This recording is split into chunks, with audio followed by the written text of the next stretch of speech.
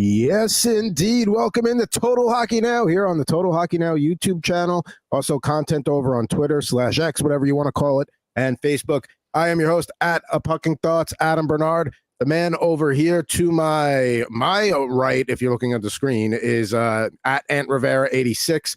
And then the man down there, without his assistant, I'm sure Milo makes his appearance soon, at Fuzzy Chris 91, Christopher Murray. Fellas, another week, another mock draft coming up.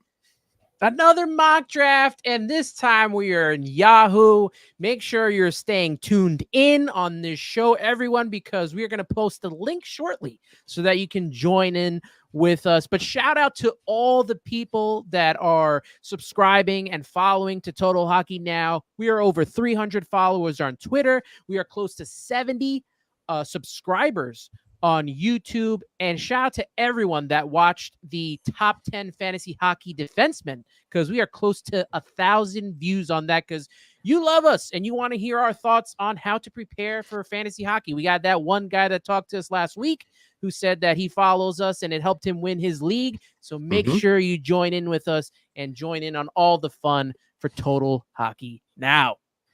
That's a good way to kick off a show right there. And that is. I can't follow up that. Well, everything Ann said. That's it. Yeah, there you go. That roll. We're going to be doing top 10 centers today. We'll have left wings and right wings, because now that we have Yahoo mock drafts available, we have that becomes a thing now. It's not forwards anymore. So it's center, left wing, right wing. So we'll have that, and we'll get back to division odds and other stuff too. You know, we rotate one of each week with the mock draft. So, but before we get to that, we probably should get to headlines, because, you know, the NHL has been keeping things busy here, and you know, it's almost felt like in season with the way the news has been coming down now. Let's just start right off with the Patrik Laine trade. They get Laine and a 2026 second-round pick from Columbus in exchange for defensive prospect Jordan Harris. This is one of those times on Total Hockey Now where Anthony and I step back and just let Chris, you know, gush for a minute here. That's fair. I'm pretty sure we had talked about this a few weeks ago, and we said this was like a deadline deal. So again, we know absolutely nothing about what NHL GMs are doing. We're probably best to be on this side here and let the professionals handle it. This seems like a win for the Montreal Canadiens. Not only did you get a player, you managed to convince Waddell that you should give a second-round pick as well with that. It is tough to lose Jordan Harris. Having watched him play, good defenseman, young kid, plays on the right side. So there was just no room for him. And that is, I guess, a good problem to have when you have too many skilled young defensemen that you can't fit them all in, that you got to let some of them go. And Harris is going to get a chance to crack a very miserable Columbus lineup. So that is good. From the Laine standpoint, it seems like his shoulder injury is healed. It seems like mentally he is in a good space because that is going to be needed, because he's coming to Montreal, and the city here will do you no favors. But he is a player who can shoot the puck. He has an elite shot. And is he one-dimensional? Sure. But maybe there's a part of his game that needs to be a little bit developed. But even if he comes here and he just scores, I don't know, 40 goals, that is something the Montreal Canadiens need. They need offense. They need another pure shooter. You can't rely on Cole Caulfield by himself. They don't have a lot of pure goal scorers on this team. So adding Patrik Laine to the lineup makes them better. I am tempted to say that they could at least flirt with a playoff spot. I'm not saying they're going to make it. There is no way this is a bottom 5 hockey team anymore. It's not. Plus 700 over on Bet365, because that's all that's available to me, for the Montreal Canadiens to make the playoffs. So $10 pays 80 total. I'm just saying that you could be in a lot worse state right now, like the Ottawa Senators, and that's not the case for Montreal. They are trending upwards. The rebuild is ending. We are getting there. Maybe a year out, we're on the right trajectory. I don't want to get you excited here, but that 2026 second round pick you got back, that could potentially be used for a playoff push acquisition heading into that season. So I don't want to get you too excited, but that could be a trade chip.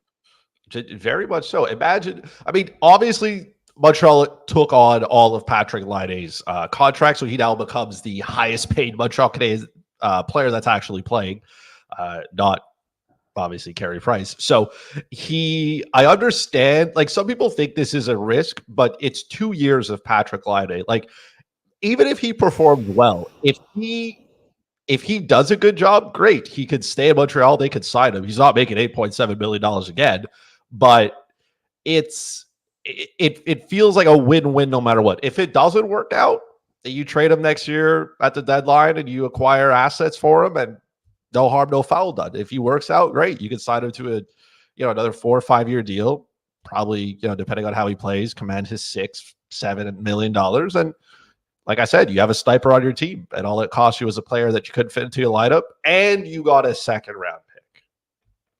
And I mean, you slot him in on that second line right wing spot, top power play unit, increases his fantasy value. We'll see later today if maybe he starts getting picked and where he gets picked, because let's face it, Montreal, a much better place to play than Columbus in terms of a fantasy perspective. Yeah, and also, you got the fan base in Montreal, bigger and better than what you're seeing in Columbus right now, and hopefully he can stay healthy. Obviously, he was not healthy in Columbus, and the stats show on that. But you got nothing to lose making a move like this, and maybe this is a kind of a jolt to the rest of the roster, saying, "Look, we're willing to, take on this guy and who was a big time player in Winnipeg, and he knows his way around Canada." And I made sure that I wore this shirt, like I said it off the air, but a nice winter classic Montreal Canadiens shirt just for Chris, just for this Patrik Laine trade.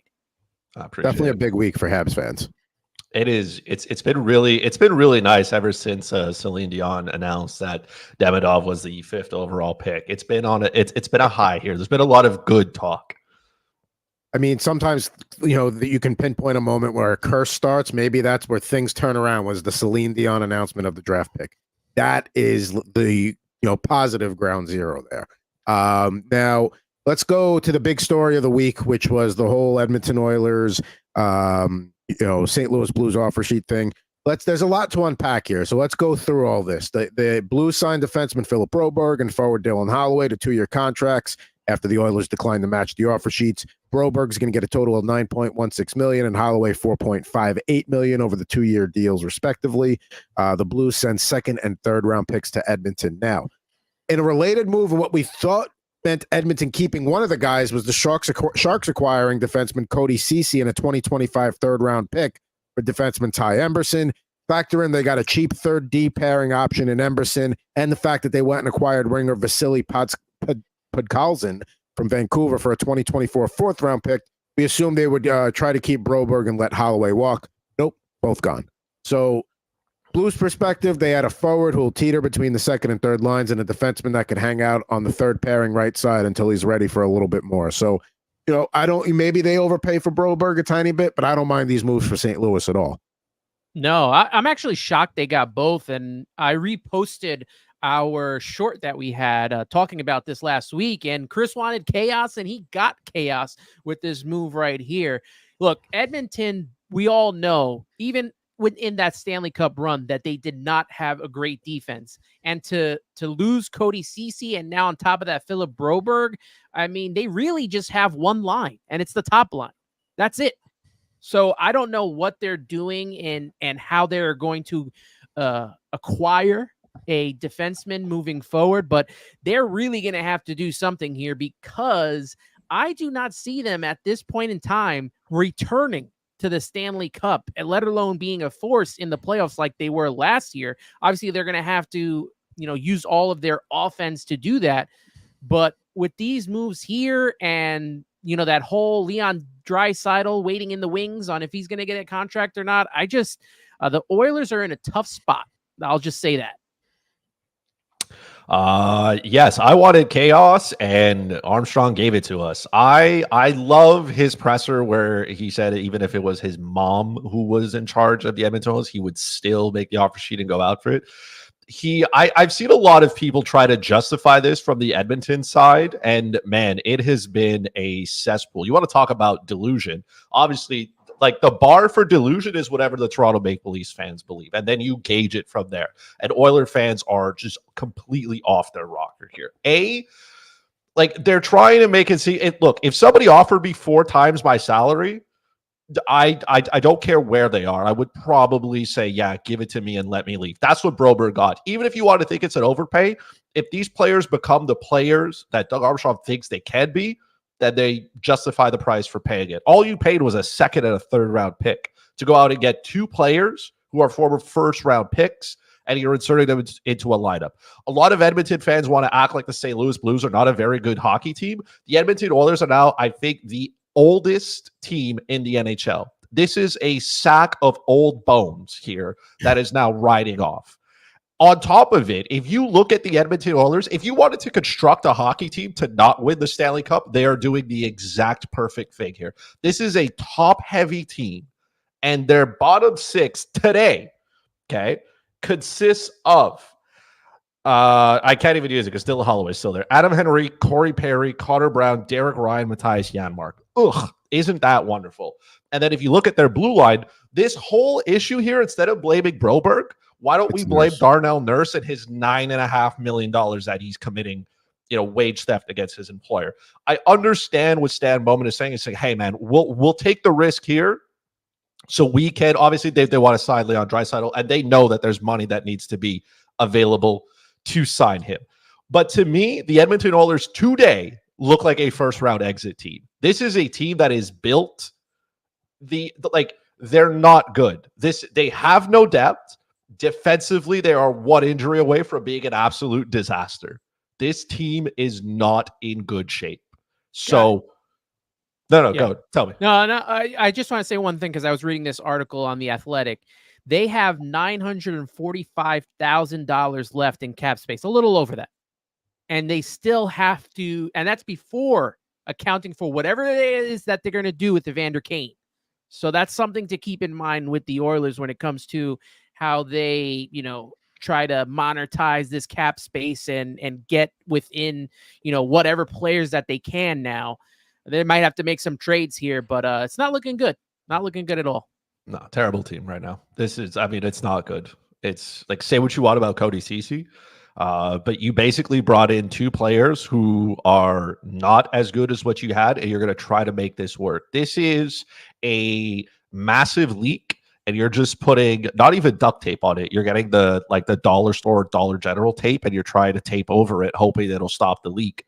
And that's not going to happen here. This team is not in a good spot. They are not winning the division, and they look like a first-round exit team right now. Another area you could look at with their cap problems, obviously Darnell Nurse, but they didn't need to sign Jeff Skinner and Victor Arvidsson for a combined $7 million. One of those would have been just fine, and then you still have, let's say you decided to bring in Skinner. Okay, so now that you got $4 million, you could go get a defenseman with that could play on your second pairing. Maybe not a great one, but better than what you got now. But Oilers and cap problems there. It's going to be interesting to see how they handle it as the season goes on. The Sharks get I saw some people saying, what is Mike Greer doing? But I mean, at the end of the day, he's getting a defenseman that's going to play in his top 4 and it gets some decent minutes. If he plays well enough, maybe you get a 7th round pick for him, 6th round pick for him at the deadline. It's only 1 year if it doesn't pan out, and they get the 3rd round pick too to take the contract on. So I think Sharks make an okay move there. Yaroslav Askarov has requested a trade and won't report to the Predators AHL affiliate in Milwaukee if that's where he is at the end of the preseason, which we all know he will be. UC Saros, Scott Wedgwood aren't going anywhere. While this could be seen as a problem, he's going to get they'll get a good return on him even with the reduced leverage they have. Some potential landing spots that I've seen come up, and to varying degrees of common sensory, we'll call it. The Sharks, the Hurricanes, the Flyers, the Blue Jackets, the Blackhawks, Vegas, Utah, and Montreal. So we know Askarov is one of the top goaltending prospects out there. You get a guy like him, you're committing to him for probably the next 6-7 years, maybe, if you're going to go out and invest that kind of capital in getting him. Where do you see? You pick one team to see him land on. We'll go around the room. Chris, you go first. It's gonna be an obvious one, right? I mean we're not. You know what I mean? Like if I'm gonna get everything, I'm gonna get everything here, right? Look, a lot of people are throwing shade at this kid because he's played 11 games in the NHL, and I think that's probably the reason why he wants out of Nashville. He's played 11 games. Like he is. like he wants to go somewhere where he has the chance to play, and he doesn't have it right now in Nashville because you don't commit to UC Saros.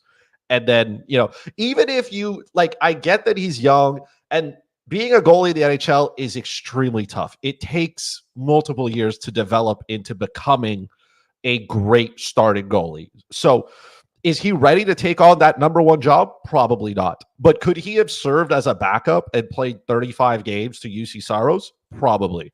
And Barry Trotz decided he wanted to go out and get Scott Wedgwood instead. And maybe the idea is, hey, he could continue to play in Milwaukee and see a decent amount of games. But I don't know if he has anything else in Milwaukee that is needed to be proven here. So, and it doesn't sound like this is going to be a friendly divorce here, because Barry Trotz says, well, I'm not, we expect him to be here. And Askarov is like, well, I'm probably not going to be here. So to me, there's no loss of leverage because there's no shortage of teams that are going to line up for him, right? And that's just going to drive the price up. I would want him to go to Montreal. But to be honest, I'll be happy with him going anywhere but Chicago. Chicago doesn't deserve anything nice. They deserve nothing. So they've had enough. They're a terrible hockey team. For other reasons outside of hockey, they also don't deserve anything nice. So anywhere but Chicago would probably make me happy. But he would look pretty good in Montreal. Maybe we swap. Maybe we send Caden Primo one way and you send Askarov this way, and he can sit behind Montembeault, or they could split starts, and everybody's nilly-dilly happy. Montreal has the prospects, and they have the picks. So, and Nashville's in a win-now mode. So, just tell me what you want, man. Barry, hit the line. Get some trade chips. There you go. Yeah, I want to see Chris as happy as possible. I want this train to keep going for Chris. If he goes to Montreal, that'd be a lot of fun for them. Another team that I think would really benefit is Philadelphia. Without Carter Hart on that roster and not knowing what the outcome is of his issue, he would fit perfect there. He could go at Michkov. They're both from Russia, and that'd be a nice little tandem right there for the Flyers. So either Montreal or Philadelphia, in my mind, would be the ideal spot. They're obviously Montreal's up and coming, right? With their team. Philadelphia was on the precipice, right? They held that third wild card spot for a while. So you kind of want to get traded to a team that is somewhat in contention, somewhat ready to make that next move. I don't see San Jose doing that. Carolina is still there for now, but I think they're on the downward trend. Columbus, I'm not even counting, and Chicago, let's not keep giving things to Chicago, right? Because, they're out there and they're a top team, but, not right now. I won't make any arguments against Montreal or Philadelphia being really good landing spots because they both make sense. Carolina, I think they're content with a Kochekov, Anderson 50-50 split as long as Anderson can handle it, at least for this season. So I don't think they go out and pay what they're going to have to pay. Utah, I think, is happy with Connor Ingram. I don't think they're ready to move on from him quite just yet. Vegas, I think it's a waste of the teams mentioned because they play such a good defensive style of hockey that you can put Aiden Hill back there and you're fine. Chris said something earlier about, okay, if you bring Askarov in today, you're not trying to win with him today. He's maybe not ready for that yet. So that's why a team like a San Jose or a Columbus or Chicago, maybe people on the surface are like, hey, it doesn't make sense to bring a guy in like that right now, but he needs to grow too. So while the rest of the team grows, he grows along with them. He starts hitting their stride. Hopefully when these rebuilding teams are, starting to become real playoff contenders and, legitimate, deep run contenders. So, I mean, that would be the argument for a team and those teams usually have the prospects or the picks to go out and get a guy like that. So, those would be ones I would consider. Again, Montreal, Philadelphia, probably the best spots in terms of becoming competitive quicker and the need. But we'll see what happens here. Like I said, Barry Trotz in no rush. He can easily just wait out first major goaltending injury of the year and be like, okay, let's chat. So, yeah. I think Utah has a low key decent tandem. Yeah, I mean, I think Ingram is eventually going to emerge as the top guy, but yeah, they do have a good 1-2 punch there, and that's why I don't think like I said, when I rattled off those were all names I've seen bandied about the internet, and you know how that is. Everybody, one person saying Chicago would be a great landing spot, another person was saying no, they actually have good goaltending depth in the minors that just needs more time, so it wouldn't be. It's either way. Now Let's see here. Matty Benier signs a 7-year contract worth a little under $50 million total. So they're committing to their guy. Also, other quick nuggets here. Ryan Johansson placed on waivers after Philly acquired him at the deadline from Colorado. He was unable to be reassigned to their AHL affiliate due to injury, and they are claiming a material breach of contract. He never appeared in a game with the Flyers and has 1 year left at $8 million. That would be some nice cap space there. that would certainly help. Anything to not play for John Tortorella. Hey, and they do have a history there. He did call out Johansson back in their Columbus days. So, I don't fault him for saying, hey, I believe that, because like they're saying the material breach could be from a whole mess of things. Is it coincidence that when he gets to Philadelphia, all of a sudden he has this injury and all of a sudden he can't go down and play in the minors? And now, like, I mean, look, I'm not saying a player is going to fake his injury, right? I'm sure maybe he was dealing with something and it just so happened that, he's like, hey, now that I'm in Philly, I don't want to be here. I don't want to be anywhere near John Tortorella. This injury now needs, time and everything to heal. So that also makes a little bit of sense, but I don't blame him for not wanting to be under John Tortorella's branch just because they don't seem like they're going to get along very well. But I feel like this is going to end up in one of those grievance courts, and probably a settlement will be paid out to the player, and then he can just go on his merry way, and everybody's happy with it. But if you bought your Ryan Johansson Philadelphia Flyer jersey, you may never wear it. You deserve to lose the money if you went out and bought a Ryan Johansson Flyer jersey, because that is a moronic purchase. Wrigley Field will be hosting some college hockey games after the Blackhawks host the Blues in the Winter Classic. That matchup actually gets a little more interesting with the Blues editions. The men's college games are Penn State versus Notre Dame and Ohio State versus Michigan on January 3rd, and then Wisconsin versus Michigan State the next day on the 4th. Defending national champion women's team Ohio State will play Wisconsin on January 4th as well. So cool to see the ladies getting some love there. We're getting some love from Stater Survival. He's checking in. Sup, boys?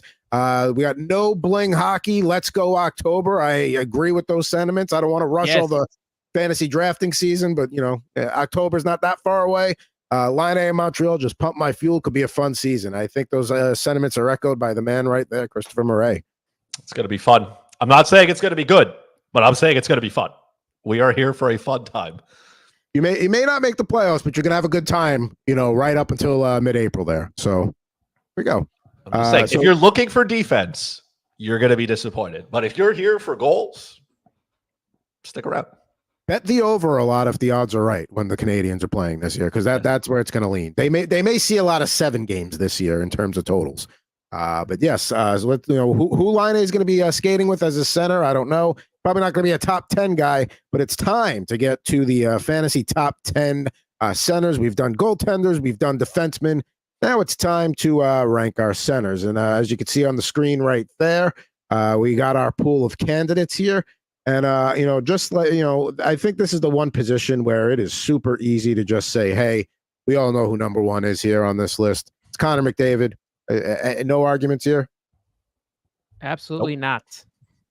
If you don't have Connor McDavid, we would like a 500-word essay, MLA format with your sources, because that would be different. I always hated the sourcing part. I mean, we won't waste too much time on this. We got a mock draft to get to in terms of why McDavid should be number 1, but he's one of those guys where he's number 1 until he's not number 1, and it's obvious. So let's get him off the board right there. And then I think with number 2, it's also kind of a consensus deal. Nate McKinnon, everybody's got him plugged in with the second best center there. Yes. Yeah. If Connor McDavid doesn't exist, does Nathan McKinnon get that same exact treatment as first overall center? I think he does. I would say so. Even if he's a center, sometimes people don't go for centers early because you could get them later on. A lot of centers have dual position eligibility. They'll play the wing as well. So you'll start him there. But I mean, McKinnon's a train, right? He doesn't stop. He's going to see a ton of minutes again this year because Colorado has no depth. And he shoots the puck. He plays the top power play. He is electric. Not to mention, there's obviously maybe Coors Field has the advantage in baseball, but playing at altitude in Colorado definitely. The Colorado Avalanche are dominant on home ice. And it's not because their arena is nicer than anybody else's. So to me, there's just all those factors that make Nathan McKinnon if you're not getting Connor McDavid, Nathan McKinnon is a very good second prize. I've been to Ball Arena. It's very nice. I don't know if there's any leagues that, give you more points for shots on goal, but he had 200 more shots on goal than Connor McDavid. 405 to McDavid's 263. At 405 is I'm old enough to remember when Ovechkin was shooting the puck 500 times a season on goal, and now we don't see anybody doing any of those numbers. So watching Nathan McKinnon be able to finish with 400 plus shots is very, very good because the volume is there. In fantasy hockey, as it is with daily fantasy, it's about volume, and Nathan McKinnon will give you volume everywhere. The only thing he won't do is hit, because why would he? Because the puck is always on his stick. So I can't imagine a world where you look at Nathan McKinnon and go, no. Yeah, he's a locked-in number 2. The top 2 guys are there. Now, you mentioned guys with multiple position availability. Leon Draisaitl does have right-wing eligibility in many leagues.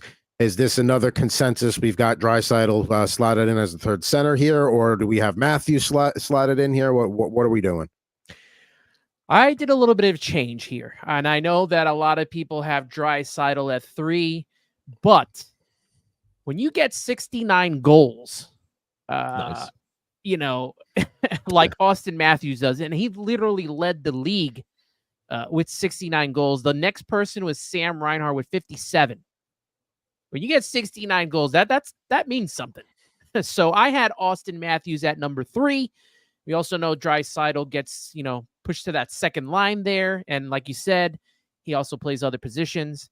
I had Austin Matthews at 3 with those goals. I know he doesn't have the assists to match that, but the goals are enough for me to put him at 3. But obviously, we mentioned this before on other shows.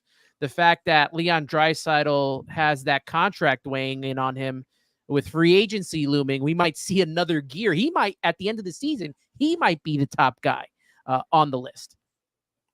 I also have Austin Matthews at 3. I mean, again, if you're in if you're in a league where goals matter a little bit more, it's a no-brainer. Again, he scores goals. He rips the puck. He plays a ton. The Toronto Maple Leafs are a offense-first team, right? They don't play defense very well. And judging by their blue line, they're going to need to score a lot of goals every given night. So it just seems like another good spot for him to be. Now, I had Draisaitl at the 3 spot. I'm certainly not going to make an argument against Matthews because he's very worthy of that consideration. I put the contract season in the factor there for putting him 3rd, but I got no problem putting Matthews as a top 3 center. For number 4, is it as simple as if it's not Matthews, it's Draisaitl? Are we talking Sidney Crosby here, or maybe a Jack Hughes, or are we all putting Draisaitl here? No, Draisaitl. If he's not 3, he's 4.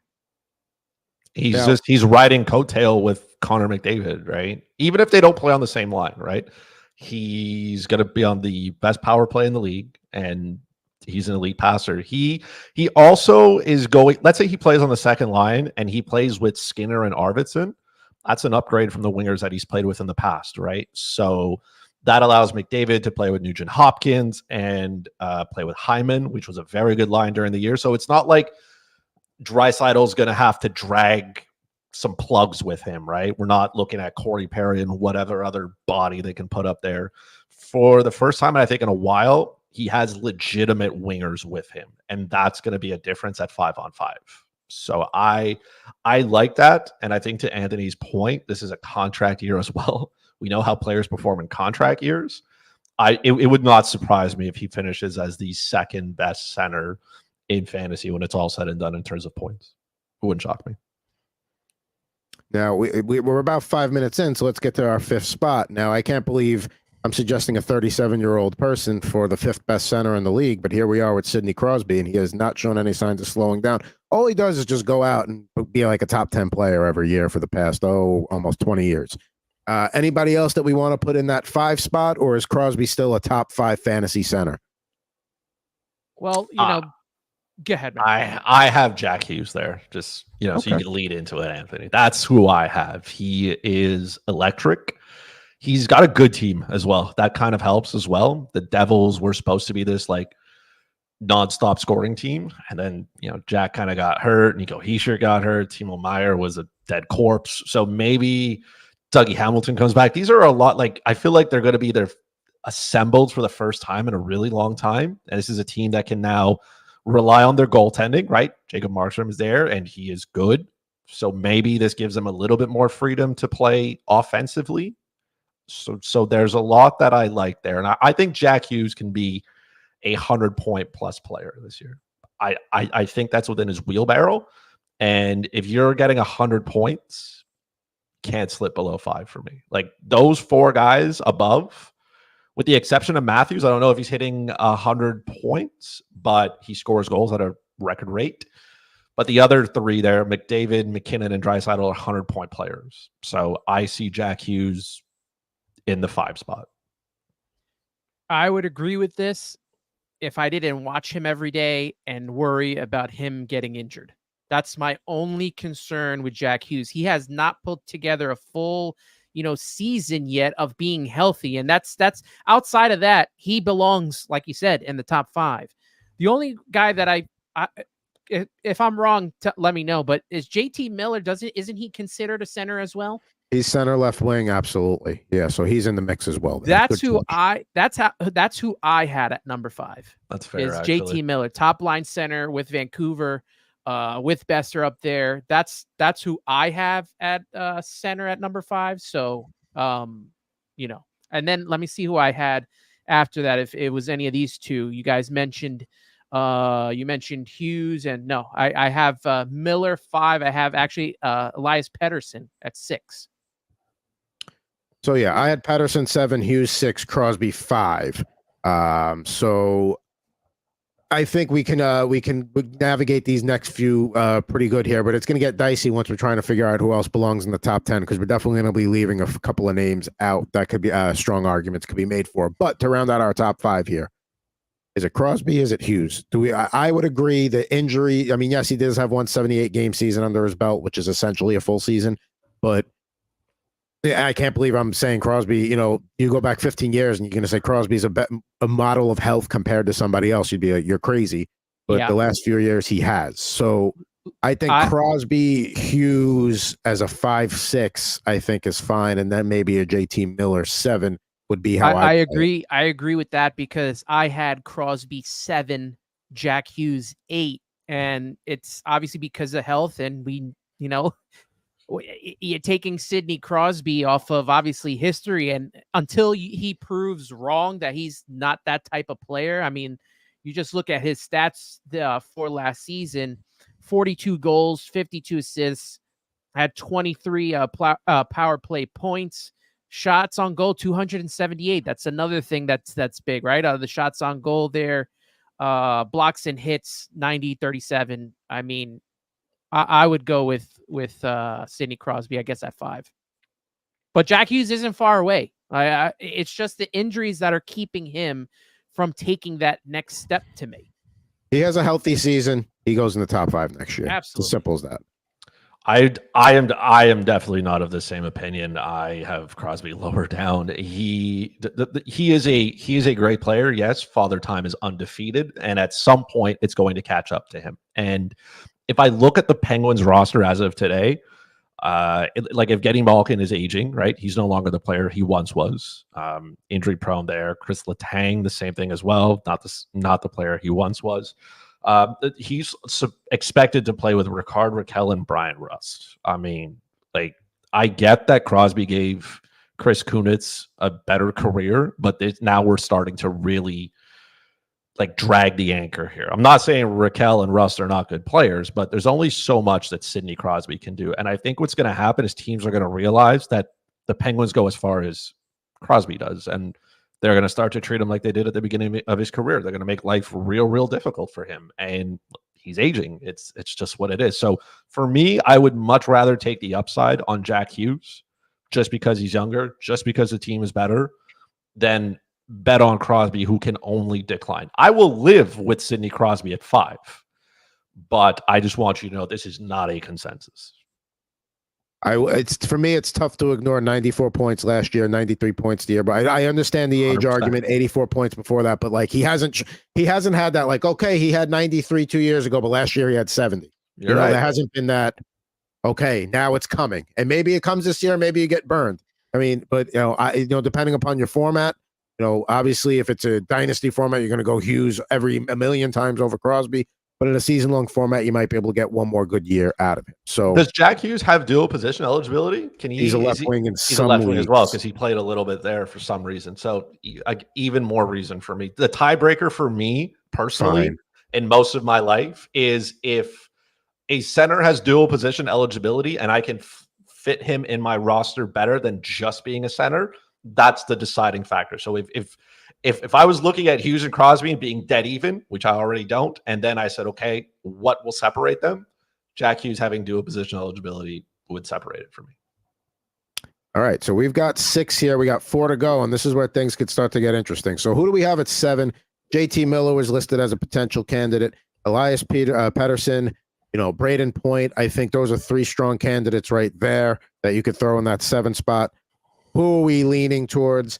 I would probably say one of the Canuck centers. That would be my take there. You can't go wrong with either of them in this position. I mean, yes, Braden Point's probably going to be leaned on even more than he has in the past. But I think with Vancouver, I would probably go with one of the Vancouver centers here.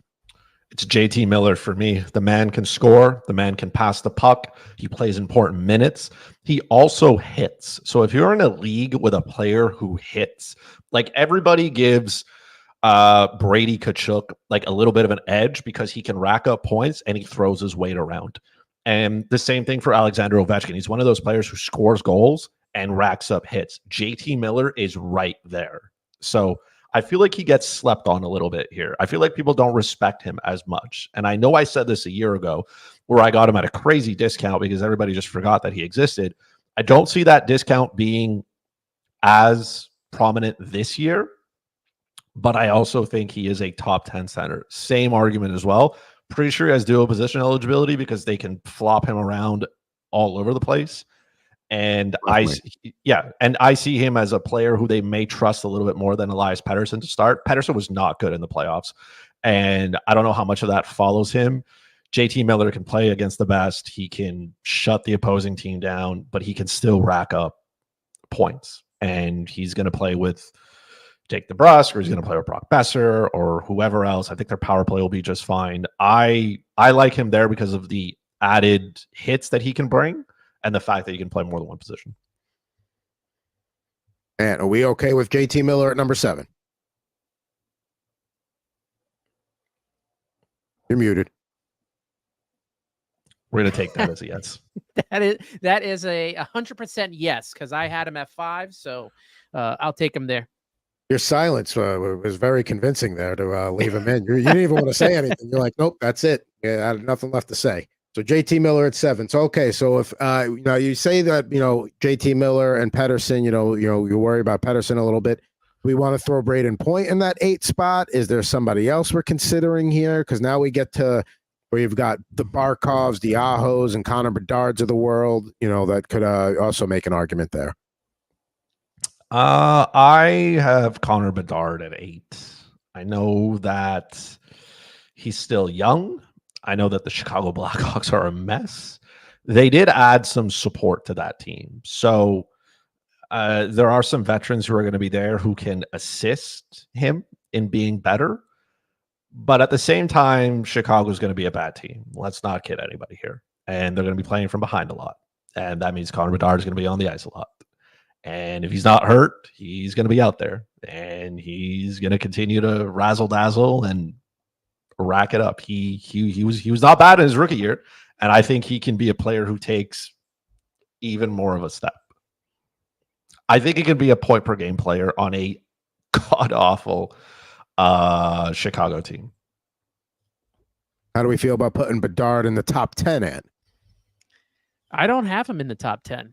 I had him just outside. I had him at 11. I think he's on the precipice. I mean, you also have to consider that Chicago team right now. And they're, obviously he's going to make his due in his points, but even when the Devils were bad with a top Jack Hughes, he just wasn't getting the points. And I can't put him there right now with Pettersson out there, with Braden Point out there. I just can't put him right at the top 10. You got, Sebastian Aho. as well. And I even have Nick Suzuki on the precipice of the top 10. Spectre, I like that. You know, there's a couple of good names there. Aho, Point, Barkov. Barkov, yeah. So I'm not against putting him in the top 10. I don't know if I could put him 8 or even 9. I can maybe slip him in at 10. I don't know if I know the potential's there, but last year, 22 goals, 39 assists in 68 games. So figure he gets another, 10 games, maybe misses a random couple here and there. So he's the best out of that grouping that he's on top of right there. He's the best out of that grouping right there. But I don't think he's better. He may be better than Dylan Larkin, but that 4 group right there, Patterson, Point, Barkov, Aho, I can't put him above that right now. You don't think the addition, though, of like adding like Teuvo Teravainen, you got Tyler Bertuzzi there. I mean, there's Taylor Hall, if he's healthy, can help. I know. Mikheyev, like there's a little bit more veteran presence there, and there's like these guys can at least play hockey, right? Like at times last year, they looked like an AHL team, and Bedard was just by himself. So I feel like he did a lot with less, and now they've given him just a little bit. It's not great. I understand that. But could he flirt with a point per game here? Yeah. And if I'm getting 82 points out of him, that's top 10 for me.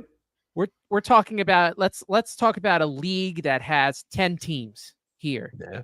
Your first pick with all these guys that are on this list right now, if you're in the bottom of that order, are you taking a Connor Bedard in your top 10?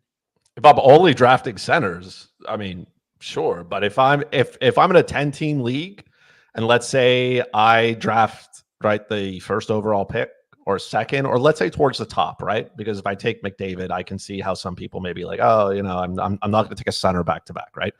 I would have no problem taking him around the turn of round 3. So if I'm coming back from if I'm drafting towards the end of round 2, I would take him on the turn in round 3, which is where he's been going in most of our drafts anyway, somewhere in that range.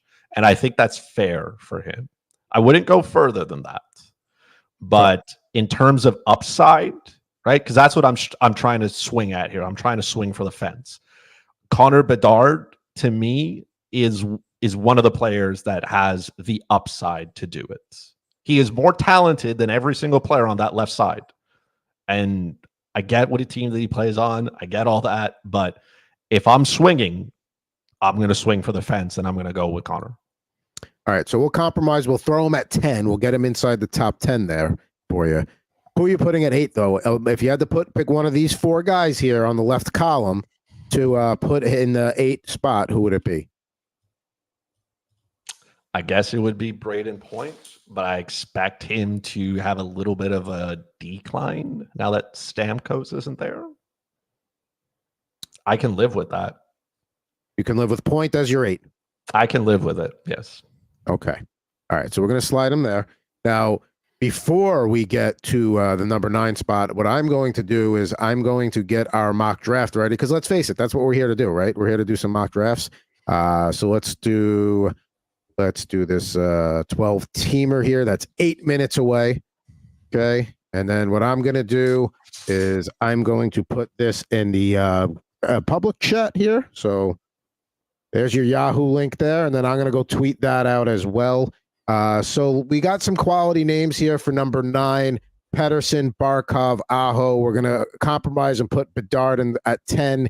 Even though I had him at 11, Anthony didn't have him in the top 10. Chris had him at 8, so that's the compromise there. What do we want to put in the 9 spot between those 3? For me, it would be between Barkov and Aho, because Aho is still the top guy in Carolina, still produces. Seth Jarvis on that right side is going to be real strong for them. I think he's still going to be the top guy on the power play and all that stuff. So. That's my argument there for Aho, and similar for, and he's got Svechnikov on that line as well. And then when you look at the Florida Panthers there, we all know what Barkov brings to the table. Maybe not so much in the goal scoring department, but everything else. He's gonna have Sam Reinhart on his right side there, 57 goal scorer last year. Verhaeghe, 30+ goal guy. So he's going to rack up assists. So that if you're in a categories league, a guy like Barkov could help you there with the assists. I guess I have Joel Eriksson. I had him at 10. I can live with him at 9. The Minnesota Wild are one of those teams where right now they don't have a lot of center depth, and I don't know if I'm ready to buy into the hype of Marco Rossi just yet.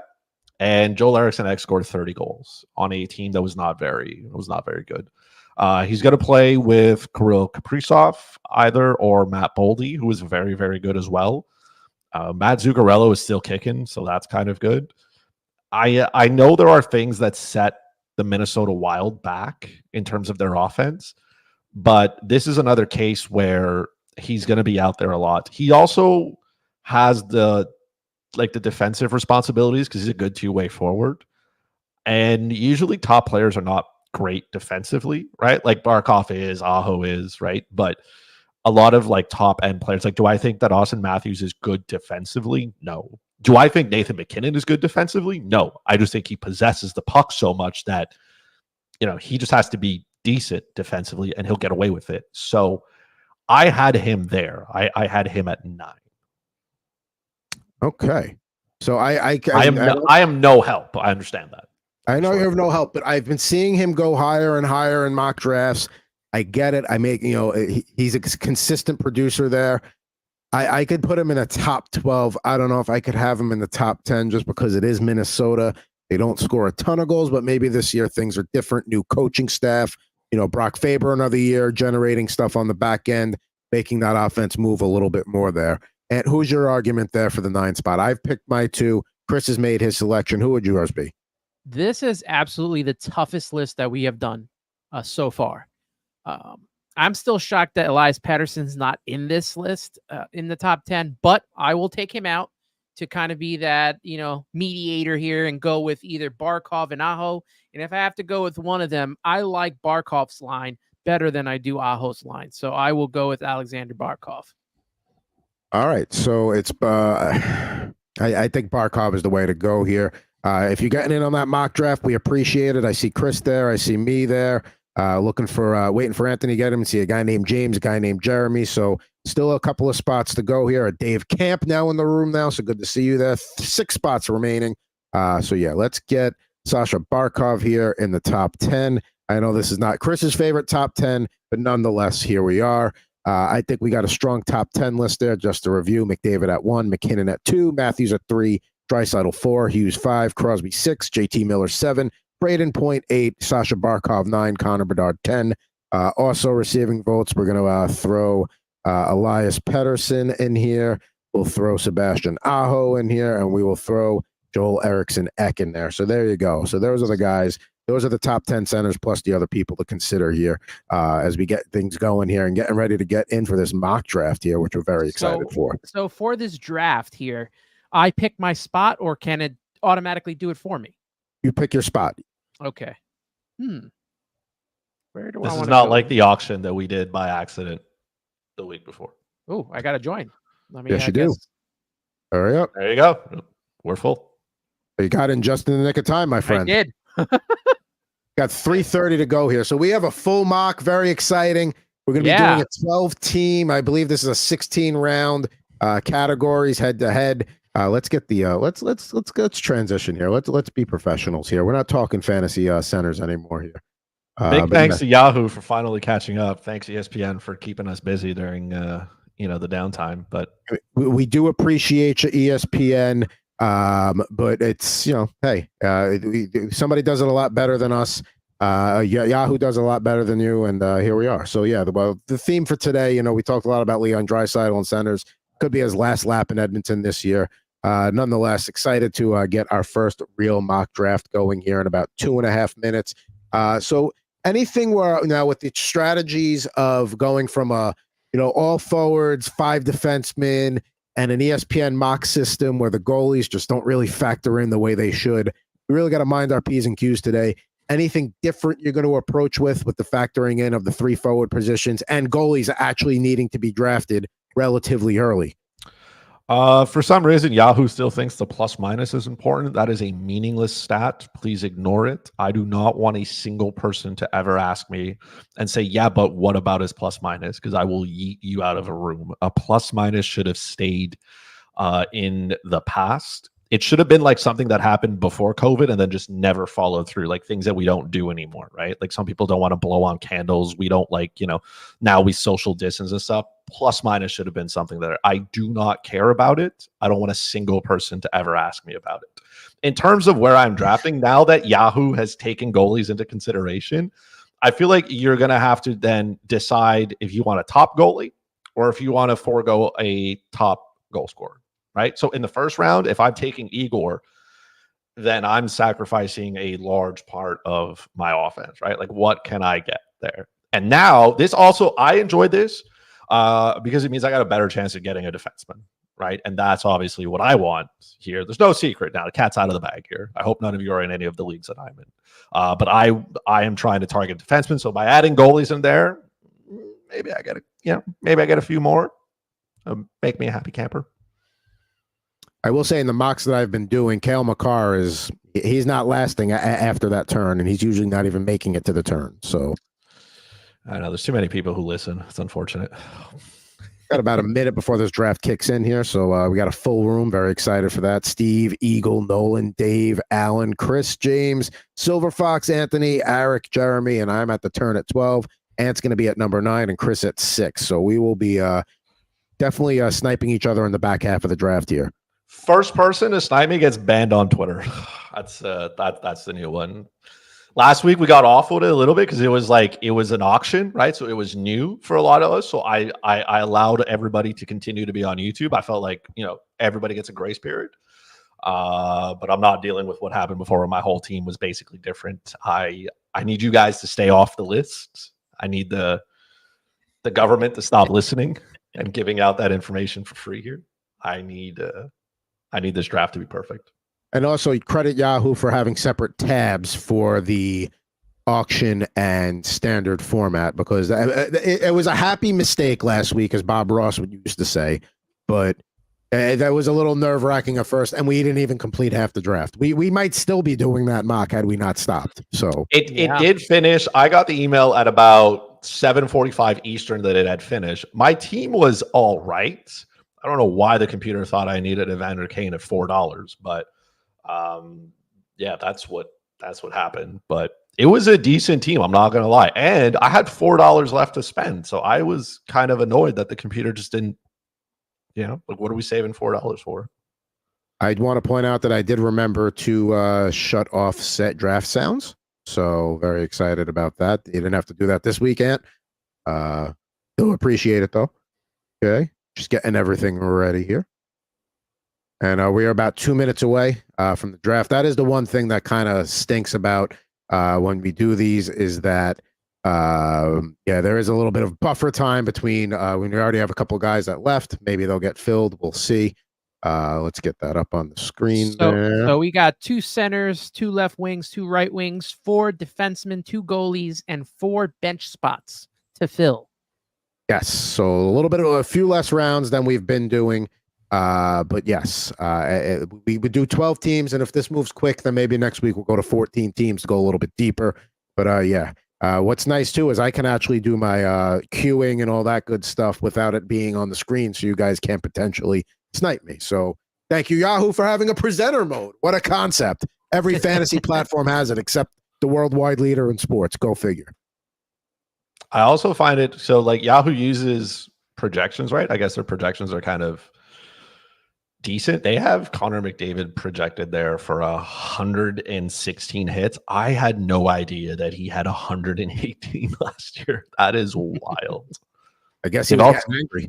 They've also given him an uptick in assists and goals, and they have given him about 80 more shots on goal. So they think that his last year was a little bit of a downer. And now they're like, hey, he's going to be even more dominant than he was last season. It's also nice to know that Yahoo falls in line with us with our top 4. McDavid 1, McKinnon 2, Matthews 3, Draisaitl 4 when it comes to the centers. So Brady Tkachuk has center eligibility here. Not a lot of leagues where you see him with center eligibility. Most of the leagues I had him in did not have him as left wing. That would change the ranking slightly, but tried to keep it to the guys we all know are really centers and actually play their center role there. Draft just about to get going here. Let's see if Steve makes any shocking moves here. There we go. So Connor McDavid goes, pick for 1. Eagle on the clock here. Well, it's a 30-second clock, so that's nice. It's not as rushed as ESPN, who had the 20-second clock.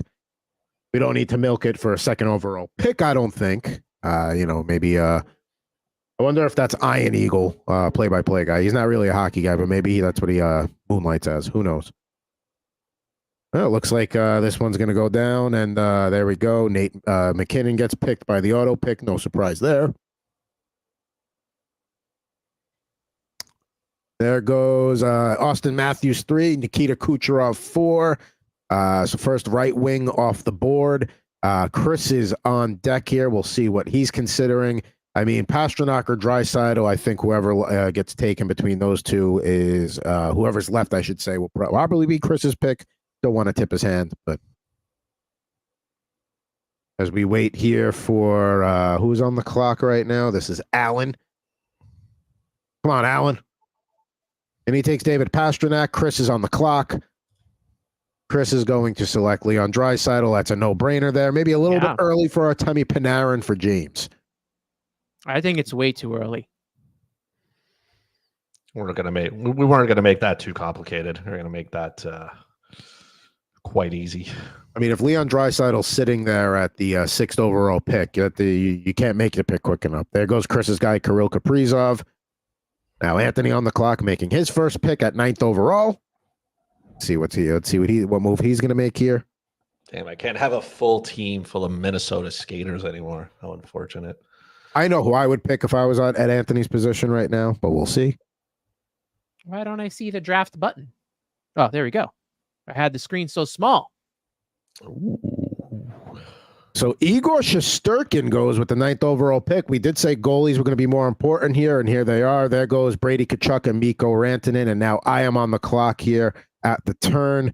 Let's see here, because I'm going to take JT Miller here. You guys sold me on him being a top center earlier. Absolutely. Come on. Love to grab a Jack Hughes there, but got to take JT Miller because of the hits.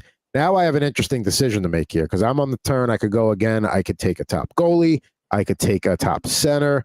It's a little too early for me to grab that center. I'm going to just make sure I get I got a center right wing and a center left wing position eligible there. I know Makar was on the board, but I feel like I can wait a little bit on defenseman there. I get my JT Miller and Jack Hughes there. I'm happy with that. See the draft board updating there. There goes Cale Makar, Matthew Tkachuk, and now back on the clock is Anthony. He got disrespected in our discussions, but I'm going to take him here. I'm going to take Elias Patterson here. All right. So Ant's got his goalie cornerstone. He's got his center cornerstone. Now Silver Fox on the clock. He grabs Philip Forsberg. James D takes Willie Nylander. And back to Chris on the clock here for his second pick. Let's see who he grabs to pair with Draisaitl for his top 2 picks. Mm-hmm. I'm gonna go with an Edmonton stack here. Taking Zach Hyman there, so big Edmonton scoring nights. He's gonna have big nights there for Chris in the categories. Zach Hyman going with the 19th overall pick. Let's see who goes here at the 20th pick. Still some big names out there on the board. Does Connor Hellebuck go here? So David Pastrnak was Allen's first pick in the first round, so he's got a very big key right wing. Let's face it, right wing, a position that when it falls off the cliff, it falls off steep. So you better make sure you have 1 or 2. Grabs a Sam Reinert right there with center and right wing eligibility, and there goes Sidney Crosby to Dave Camp. So there we go. He's got a Crosby Kucherov pairing there, Pastrnak Reinhart, and we'll see what Nolan does here. He took Austin Matthews with the 3rd overall pick. Craig Code agrees with you. I hope I said his last name correctly. And taking Arison Eck too. There you go. There you go. There you go, Chris. Thank you for coming, tuning in, Craig. Appreciate that here. Let's see who goes on the clock there. Chris Kreider, a little early for Mr. Kreider there for Nolan. The guy probably could have grabbed a few rounds later, but hey, that's why you do mocks, right? That's why we learn. A lot of learning going on here tonight. A lot of learning going on. Still got a Connor Hellebuck on the board here. Still got a Braden Point, who was one of our top 10 centers. Kyle Connor, Quinn Hughes, Roman Yossi, Jake Gensel, Mitch Marner, Sebastian Aho. Lots of names over there. He is the Silver Fox, Craig Cody. There we go. Doesn't look like the Silver Fox in your photo. It looks like you have a nice, colorful, head of hair there. So, I think I got more white hair than Craig does. I mean, I'm losing hair, so I shouldn't talk about anybody's hair. But I mean, his hair looks good there. You don't look like a Silver Fox in that profile photo. Everybody listening, taking centers here. Braden Point going their 23rd, 24th. Jack Eichel. And Quinn Hughes going to Steve. Good defensive pick there if you want to get your top guy locked in. In this format, it's 4 defensemen, so it's not like 5 where you really got to get that top guy in. But 4 is still, you need to have a good top 2 there.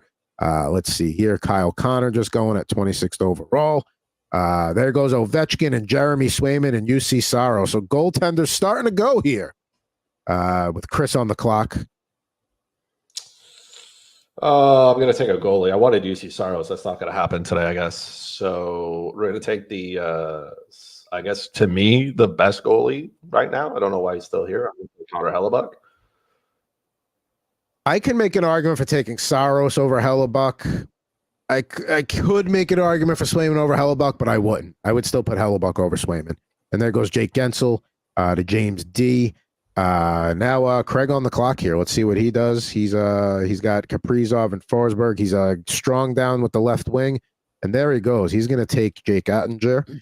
Anthony on the clock now. Let's see if he feels any pressure to. Well, he should because he's got Shesterkin.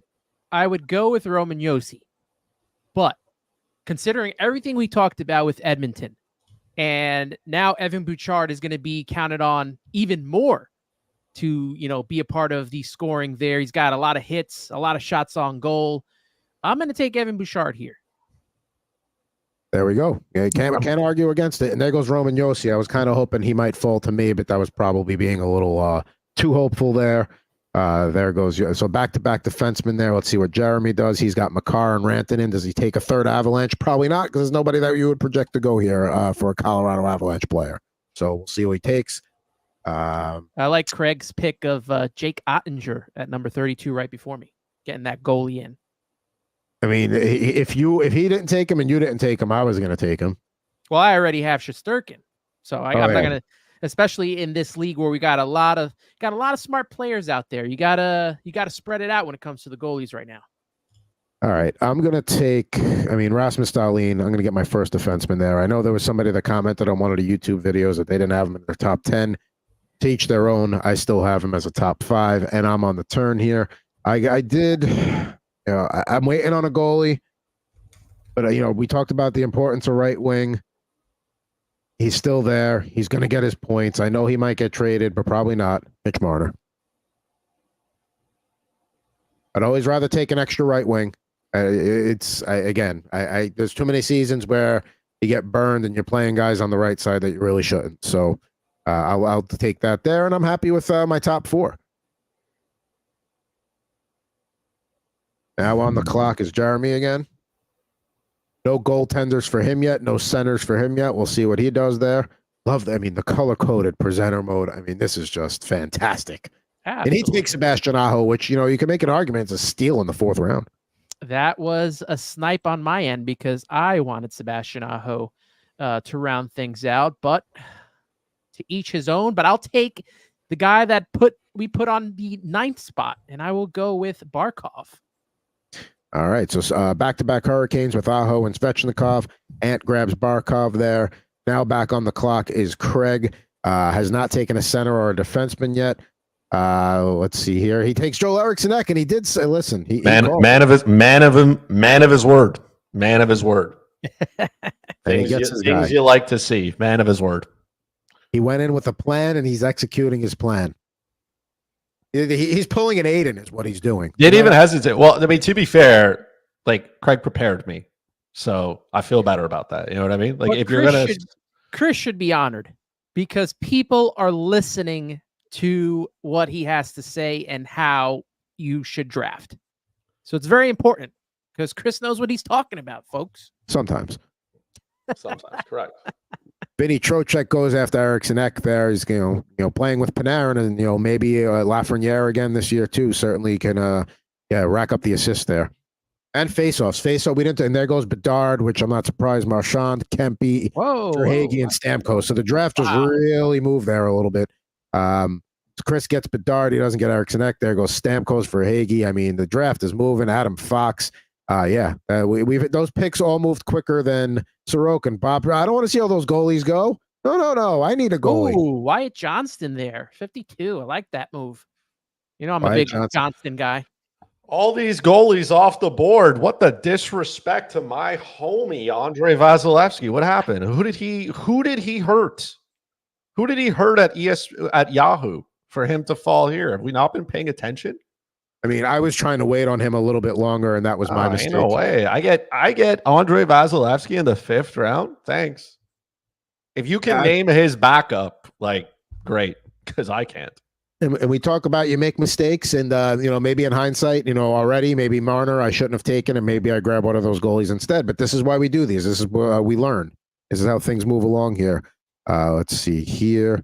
Let's see. Rupe Hintz goes after Vasilevsky, then Tage Thompson. Anthony back on the clock here. And he gets this guy, Timo Meyer. And then Victor Hedman, Ryan Nugent Hopkins. All right, so let's see what we got here. I am on the clock. I can't believe that. First I'm going to get my first goalie here. And I know they're going to take a step back this year, but I still think Stu Skinner did enough to merit being taken here. And how about this? Just because I'm feeling frisky. Let's get both my goalies out of the way there. Stu Skinner, Jacob Markstrom. I'm going to go back to back there and shore up my crease. There you go, man. Okay. Goalies are going. I don't want to wait until another 20 picks till it gets back to me. Now I know I've got my 2 guys locked in. There goes Jesper Bratt and then Georgiev right after that. So I'm kind of glad I took those 2 goalies because who knows what would have been left for a second goalie by the time it gets back to me. Ant's on the clock there.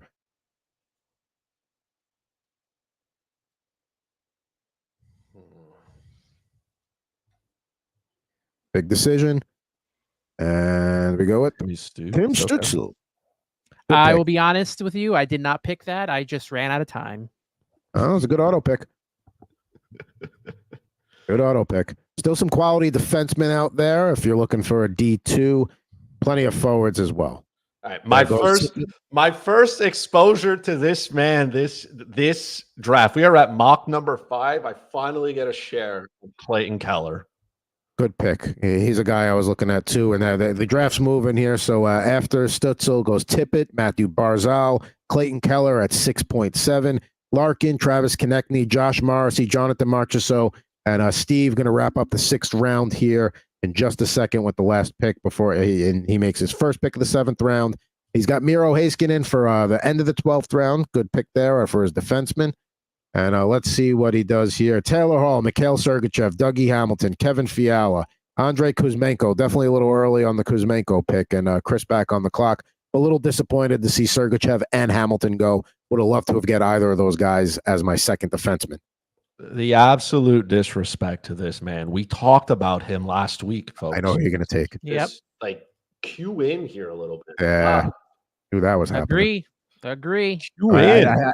And there goes McAvoy. So, I got both my goalies, but I'm going to pay the price here on the back end and maybe not get a defenseman I love as my D2 with Dobson and McAvoy off the board as well as Hamilton and Sergachev there. So, hey, we're learning today. There goes Brandon Montour at 7.9. So defenseman becoming a premium here real quick.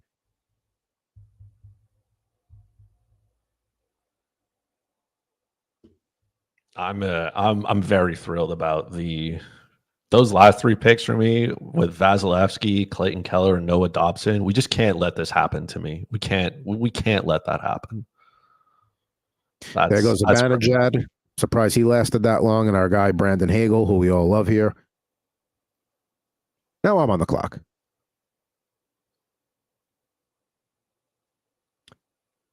All right. I'm going to grab Moritz Seider. Listen, I don't love him as my second defenseman, but I could definitely do a lot worse there. He's still a very, very good defenseman. overall. So that's my first pick. And then let's look at forwards here. Don't have a left wing yet. I could go one or two ways here. I'm going to break Chris's heart a little bit. Give me Cole Caulfield. You did it. I literally just pressed the button. I almost took Matt Boldy instead, but I wanted to ruffle your feathers a little. How kind. You're welcome. And on the clock here, after Anderson goes after Caulfield, and then Morgan Riley. So, the defenseman's starting to get thin there, so that's something to consider here. We're about halfway through the draft. Oh, he takes Suzuki. We've been paying attention. There goes Brock Faber as well. Okay. I could have taken Faber or two, but I want the consistency of Sider. But again, Craig putting on a clinic here today so far. I also like the Joseph Wall pick there too, the way goalies were getting. I'll take another winger here. I'll take the second best option. So Boldy takes the guy I was considering instead of Caulfield. Jordan Binnington, UPL, Drake Batherson, Blake Coleman, all go. Don't know how I feel about that. There goes Bo Horvat to wrap up the 8th round. Let's see what Steve does to open the 9th. And I like that Horvat pick. That's a good one.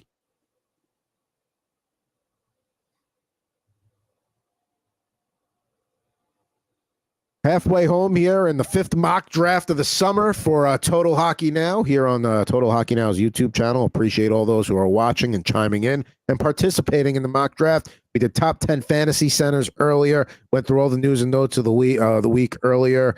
The Blues Oilers offer sheet saga, Patrik Laine trade, Yaroslav Askarov. Go back in the video, check that out. We'll have stuff posted throughout the week as well. But this is what we're here for, the meat and potatoes.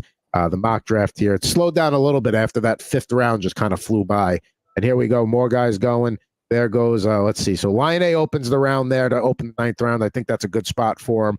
Gustav Forsling, Matt Zuccarello, Mackenzie Weegar, Devin Taves, Nico Hischier, Pyotr Kochakov, Mike Matheson, and now Anthony on the clock there. So now's the time of the draft where people start going for their guys and gets all over the board a little bit, but in a good way.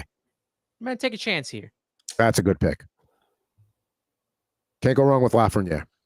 I think he's ready to take the next step. I don't think it was the points that we mentioned that the NHL put down, but I think he continues his climb.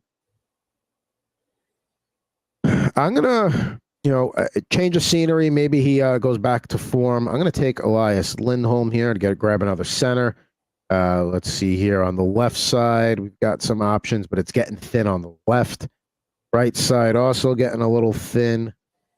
I feel like I should probably look at another defenseman here, but I'm going to wait on that.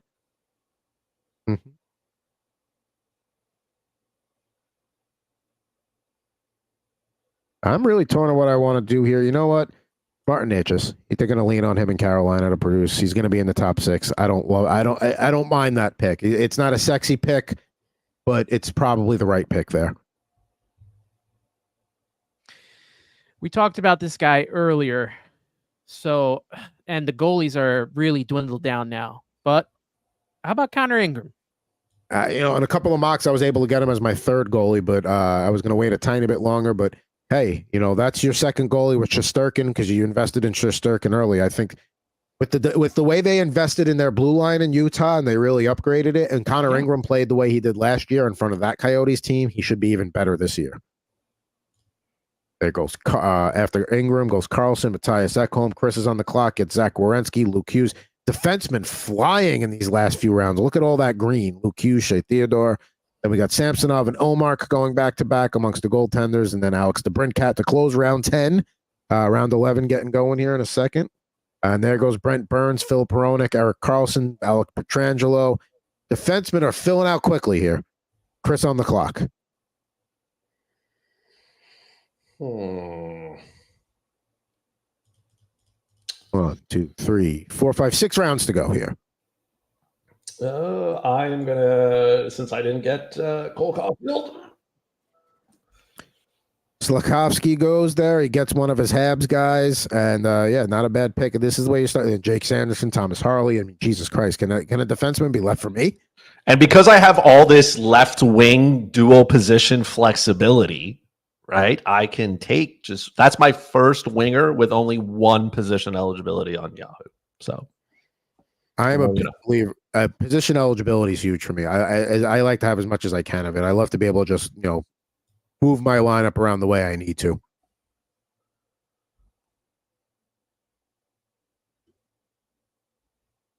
All right, so Scheifele goes, Lindholm goes, Hannafin goes. Yeah, of course. Hannafin was a guy I was looking at there as a third defenseman.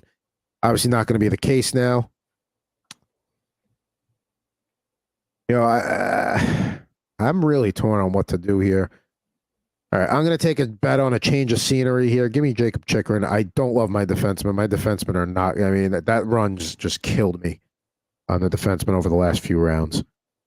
You know who I'm taking now? It's time. It's time. It's time. It's time. Yeah, it's time. It's time. Backlund Celebrini time. It's time. And there goes Seth Don't mess Jones. around, man. Yeah. I mean, again, what I should have done, the Lindholm pick probably was where I messed up because I could have gotten a quality third defenseman there, and instead I didn't. There goes Seth Jones, Tristan Jarry. And it's back on the clock here. Let's see what he does. And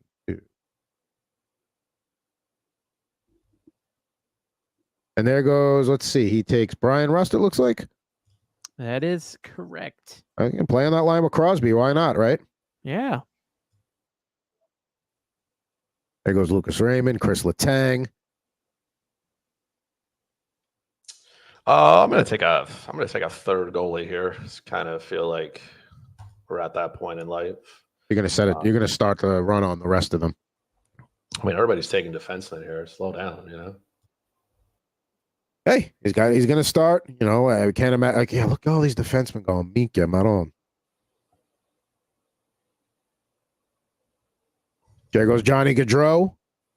Closed the 12th round. Tyler Toffoli to open up round 13. John Tavares, Thomas Hurdle, Nikolai Ehlers, Robert Thomas, and Chris back on the clock here at 13-6. See what he does. I need a player who's going to do everything but score goals and rack up points. So I'm going to take Darnell Nurse here. He'll get you those other categories. Obviously, not a great contract, but he's still going to be playing a ton of minutes for Edmonton this year.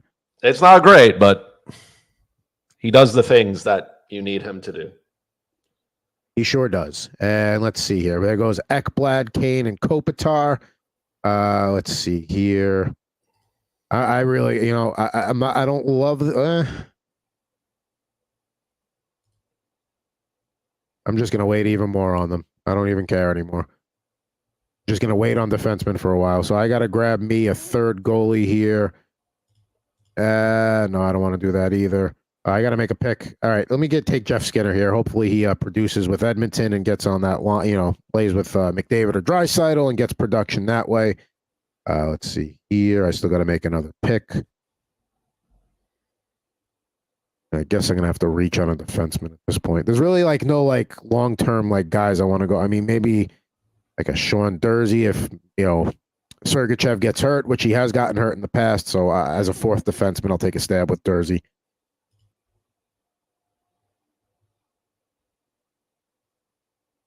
There goes Mark Stone. Eric on the clock here as we are in the 14th round. Couple more rounds to go before we wrap things up and bid you adieu. Anthony taking his time here. He makes Jake Allen. Why not, right? You need a third goaltender. They'll probably rest Markstrom to a degree. Absolutely. Jordan Kyrou. Significant playing time. I think that's a bit of a steal in the later rounds here. Jordan Kyrou, then goes Tuck, DeBrusque, which is a guy I was considering along with Skinner, Victor Arvidsson, Mikhail Backlund, Alex Killorn, David Perron, and we are at the end of the 14th round, turning into the 15th round here.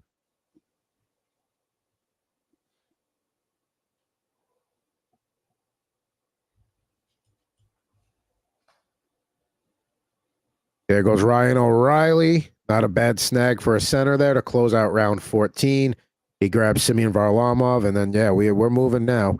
We got Evander Kane, Arturi Lekkinen, Matt Duchene, Logan Thompson. I'm surprised he went before Charlie Lindgren. Chris on the clock here.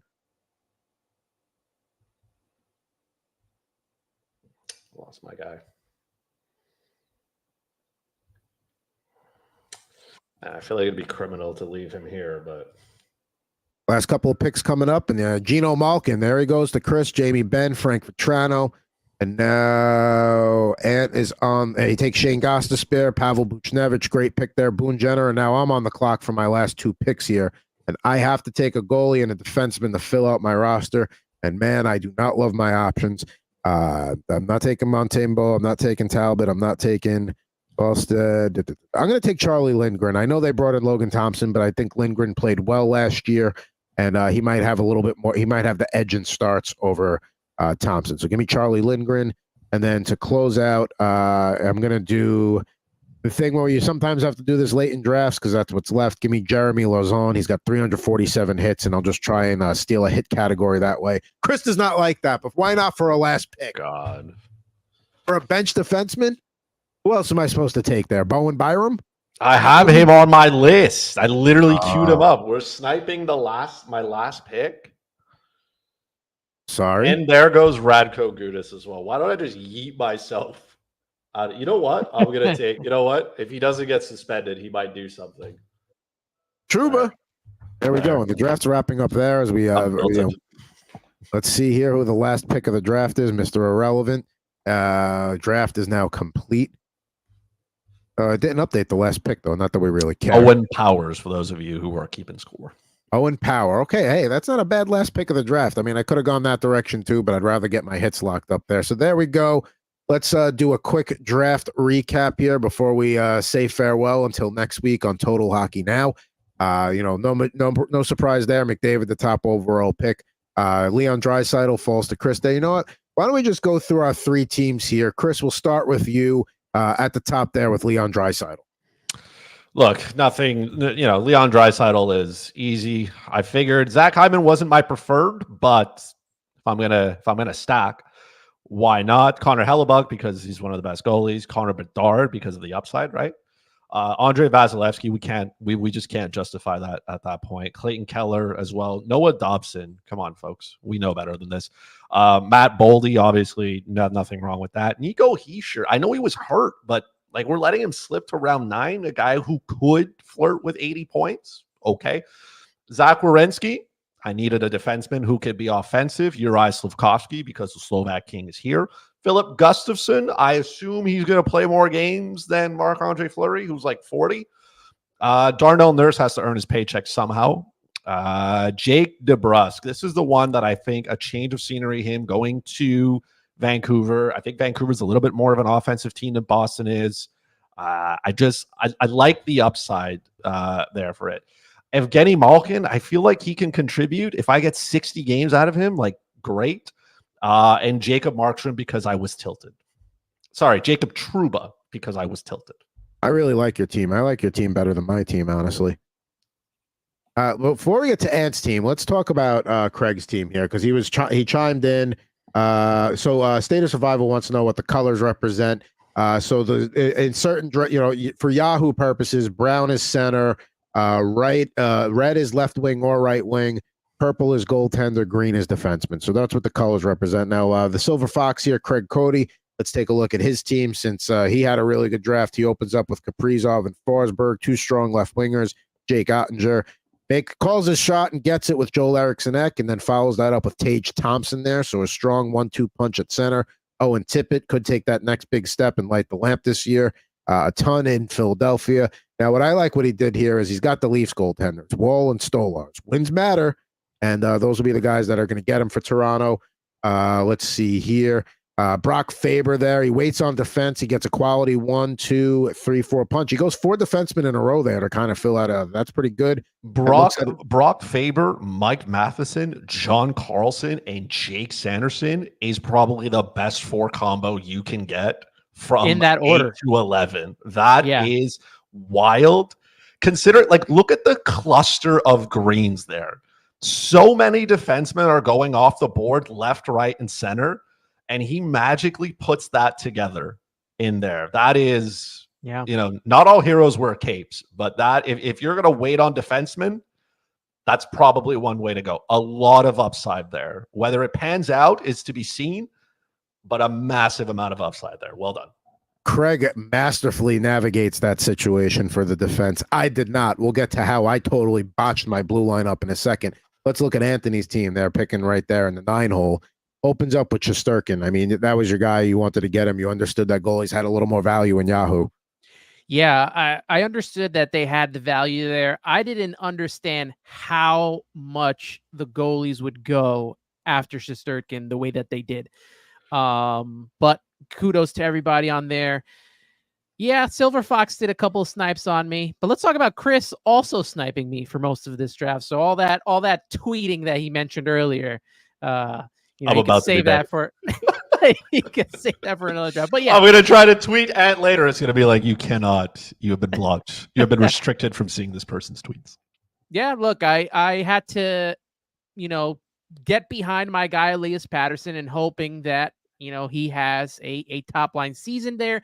Evan Bouchard, it was a toss-up between Bouchard and Yossi, but the fact that everything that has went down with the Oilers this last couple of days, Bouchard's going to be counted on to get a lot of minutes. You look at that top line with him on defense, and he'll be a part of a lot of scoring chances, and I'm hoping that he, takes it to the next level. Barkov as well, top two centers there for me. Timo Meier, we're hoping that, the injury obviously is behind him and that he's healthy this season. Stutzel was not my choice there. Obviously, it just came upon me, so I'm fine with that as well. Montour as on defense. Was he my top defenseman? No, right? Did I take? Oh, you have Bouchard, so he's okay. Yeah, you're right. I just blanked there. Bouchard as well there. Then Suzuki, he was another center that I was looking for, so he'll be a nice little 1, 2, 3 there. Alexis Lafreniere, I'm taking a chance on because what we saw last season, where we think he could go, I think he takes another step to be that top draft pick that everyone thought he was going to be, right? I mean, Adam, you've taken him, and you know everything about him, so maybe a little bit of a steal there, I hope. Connor Ingram, we talked about. A lot of these guys that I take, we've just been talking about all over the last couple of weeks. But Connor Ingram as the backup goalie, I will take because obviously Shesterkin will get most of the playing time. So we're not lying on that one. Hampus Lindholm, Rust, Ekblad on defense as well. Jake Allen as my third goalie. I'm good with Shane Gostisbehere and Dylan Cozens. I hope that that last pick there kind of shines for me. Cousins could absolutely be as 16th round pick. That is certainly, I mean, that's one that'll pay dividends. Now I'll go through my team here. So Miller, Hughes at that first turn, I'm certainly fine with. Both have wing eligibility, strong center options set there.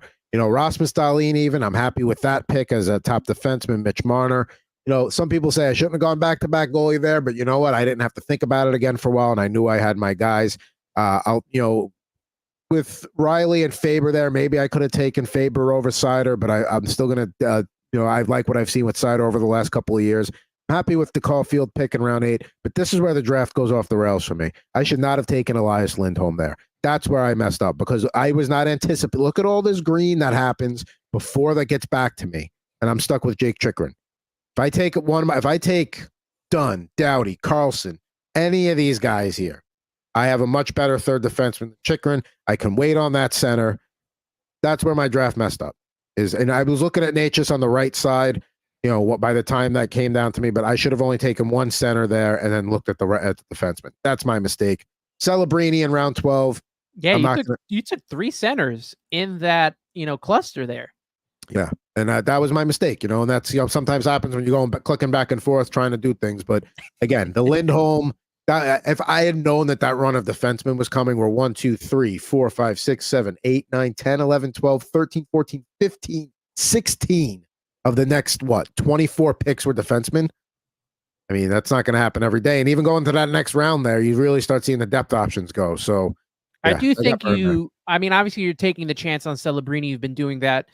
But I think that Skinner Dursey combo right there. I think that'll pay off for you, I mean, especially with Skinner in Edmonton. Dursey's, I think, going to be one of the better defensemen in Utah. I think that's a good bounce back.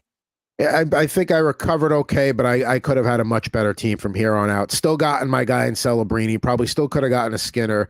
Maybe could have got a better third goalie. Ideally, I would have tried to get a Jake Allen. I'm not going to waste a pick on Calvin Pickard, but I could see, if we're talking tandems, Allen's not a bad one to have with Markstrom just because they're going to want to keep Markstrom fresh. So there we go. That is our fifth mock draft in the books there. That was fun. It moved along a little bit quicker than I thought. Definitely quicker than a mock draft. I think everybody's happy in Yahoo now. Does everybody feel good coming away from that draft? I don't feel great, but I mean, you two should feel pretty good. You know what? If we don't see this part on YouTube, we'll know why. It would have been clipped out, so don't worry. And as well, nobody's gonna remember this, right? Nobody's gonna like clip it and then ship it to you and be like, "Hey, remember when you did this?" And also, mock drafts are a great spot to test out different things. Like, why should you draft Elias Lindholm? You see what happens? Adam took a bullet for us. He took a lot. He took Elias Lindholm. And now you know what happens when you do that. Chaos. I know it's just a mock draft, but I do wish that there was some way we could see how this turns out at the end of the season. Especially, this is the first time so far. I think this is the first time ever that we had a full 12 team. No auto draft. No computer. Everyone was in this to win it. And like Adam, I don't know if I feel great. I feel okay about my draft, but I'd like to see where these teams end up at the end of the season. We will do another. He wants to do another. I'd love to. We got time constraints though, but we will do another one next week for sure. We will be back next week, every week up until the season begins. He wants to do Puck Doku, which I also enjoy as a great little way to pass time where you got to you get Puck Doku, and they're also Hockey Reference also has their own version, which I think they kind of stole off of them. But nonetheless, that's a great way to kill some time. Look that up. You know your hockey history and players on different teams who scored 40 goals in a season, blah, blah, blah. Yeah, that's you two guys. Yeah. I cheat at it. I'm just gonna keep it a stack. I cheat at Puck Doku 100%. I'm not very good, and I get tilted pretty quick. I try to hold off on cheating as long as possible, but eventually I'm like, screw it. I can't wait. But sometimes I do them all on my own too. But yes, it's too easy to cheat. Hockey References right there. Slapshot Podcast was checking in yesterday on Rip and Riff. We were talking football with Andrew Cooper there. Subway to Shea Podcast. Folks, this is the time for your hopes to get up for the Mets just in time for hockey season for them to go down. Yeah. So I mean, we're just coming off a game winner right before I got on the air here. So all the excitement is going on until tomorrow. So we'll see what happens day to day. Day to day, it changes for me. Are the Mets a playoff team? They are 2.5 out right now, or maybe 2 out of a spot here. It's got to be crushing when they finish like a half game out. Of course, it always is. Now, we're going to be moving to Thursdays in season. There's going to be a Thursday that I can't do because I'll be going to the Aftershock Concert Festival, but it's early October, so it might just time out well that Ant just like, I can't do it. Gets his heart broken again. That's very possible. I'll say this. Look, the baseball season is tough. I talked with you about this off the air. Going through just doing one team podcast is very excruciating, especially when it's the New York Mets. But then I come on here and we just talk hockey and all the teams. And it just, I can when the Devils are out of the playoffs, like Chris says, it just sit back, watch, enjoy, have some wings or boneless wings for Chris. We won't get into that. We have that debate once a season. Season 3's around the corner. We'll do it again. But yeah, Kirk Crody down for another one. He won't promise won't take any wilds from Chris. We know you're lying, Craig. You're going to take Faber. 100%. You're going to take Harrison Eck. You don't have did to he also? Did you all? I think he took Kaprizov as well. You took a book out of that dynasty, out of that auction draft. He watched last week. He did. Somebody get the Minnesota Wild, department out there. Send him a complimentary T-shirt paid by them, of course. Yeah. He definitely saw last week as Chris drafted the entire Minnesota Wild team. It wasn't even a fantasy draft. It was like, I'll take every Minnesota Wild right now on this team. It makes setting your lineup quite easy. So That's true. You just follow the schedule. Of course, Rip and Riff, new episode came out yesterday. Andrew Cooper, Fantasy Alarm, came on. We talked plenty of fantasy football, some NFC and AFC East odds. So check that out as well. Fun fact, Jared Moore's now a star. I saw he was in one of those clips where Jamar Chase reads mean tweets. Yes. Jared Moore's now a renowned public celebrity figure. We'll have to reach out to his publicist if we want to, get shout out to Coop. Because I thought he was because he does fantasy football, I thought he was a huge Madden guy, but he's not. He's a huge NHL, 24, 25 type guy. And I like that. Best sport game out there. Of course he is. He's a Bruins fan, but we got time to change that. We got time. Yeah, I mean, nobody's perfect, right? You can't win them all. But it's time to wrap this edition of Total Hockey Now up again. Thank you so much for hockey field. I'm working on that, but yes, we are going to make that happen soon. Get some of our regulars in there. State of Survival, you got a spot. Craig, you got a spot. Aiden, if you're out there, you got a spot too. So we'll figure that out as it gets closer. But for at Ant Rivera 86 and at Fuzzy Chris 91, I'm at Pucking Thoughts. For my line mates here, we'll be back with you next week with another mock. We'll take a look at a divisions odds and plenty more here on the next edition of Total Hockey Now.